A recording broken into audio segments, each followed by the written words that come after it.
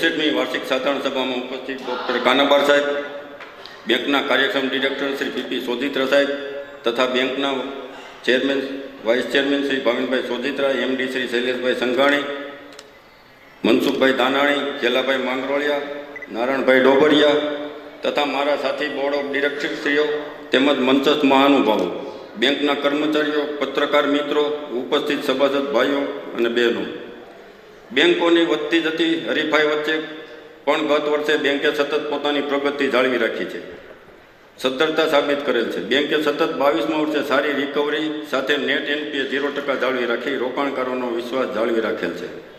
31/3/25ના અંતે બેંકની શેર મૂડી 9.2 કરોડ થઈ છે. તેમજ બેંકના કુલ સભાસદો 21,740 થયેલ છે. બેંકની અનામતો તેમજ અન્ય ફંડો ₹31 કરોડ હતા. તેમાં વર્ષ દરમિયાન ₹1 કરોડનો વધારો થતાં વર્ષના અંતે 32 કરોડ થયો છે. તારીખ 31/3/2025ના રોજ થાપણો ₹191 કરોડ છે. તેમજ વર્ષના અંતે ધિરાણ 108 કરોડ રહેલ છે. બેંકના બોર્ડ ઓફ ડિરેક્ટર્સે સભાસદોને 15% ડિવિડન્ડ આપવાની ભલામણ કરેલ છે, જેને આપ સૌ અનુમોદન આપવા વિનંતી છે. વર્ષ 24-25ના આપણી બેંકે સારો એવો નફો કરેલ છે. બેંકનો ઇન્કમટેક્સ પ્રોવિઝન પહેલાંનો નફો 513.74 લાખ થયેલ છે. બેંકનું ઇન્કમટેક્સ પ્રોવિઝન કરતાં ચોખ્ખો નફો 398.60 લાખનો થયેલ છે.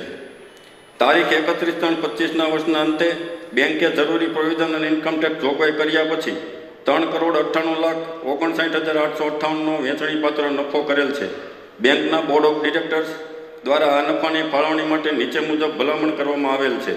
રિઝર્વ ફંડ 25% મુજબ 99,64,965, શિક્ષણ ફંડ 2.5% મુજબ 3 લાખ રૂપિયા, ડિવિડન્ડ ખાતે શેર મૂડીના 15% મુજબ 1,70,17,033, ખરાબ અને સગવન લેણાનું પ્રોવિઝન ખાતે નફાના 15% મુજબ 59,78,979, રોકાણ વધઘટ ફંડ IFR ખાતે 1,18,98,881.52, કુલ 3,98,59,858.52 પૈસા.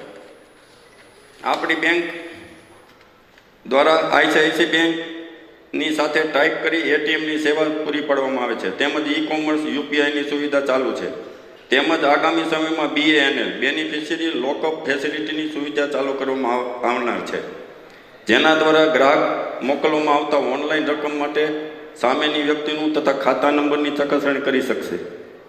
આપણી બેંક દ્વારા એન્ડ્રોઈડ તથા iOS પ્લેટફોર્મ ઉપર મોબાઈલ બેન્કિંગ એપ્લિકેશનની સેવા પૂરી પાડવામાં આવે છે.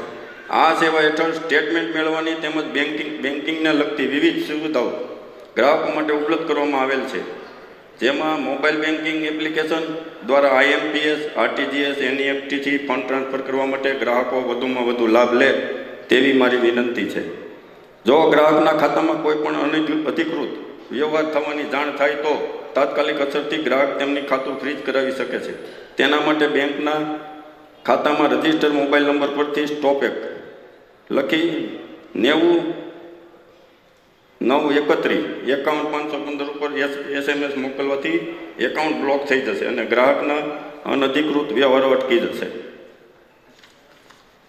બેંકની અપડેટ કોર્પોરેટ વેબસાઇટ www.amrelibank.com મારફત ગ્રાહક આપણી બેંકની બધી જ માહિતી સરળતાથી મેળવી શકે છે.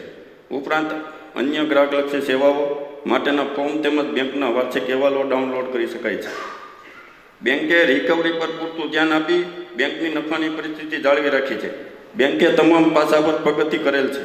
બેંકનું ધ્યેય ઉત્તમ ગ્રાહક સેવાનું રહ્યું છે. આપ સૌ મારા પર અને બેંકના તમામ ડિરેક્ટર્સ ઉપર મૂકેલ વિશ્વાસને અમે સતત જાળવી રાખીશું એવી ખાતરી સાથે આપ સૌના સહકારની અપેક્ષા સાથે વિરમું છું. જય સહકાર.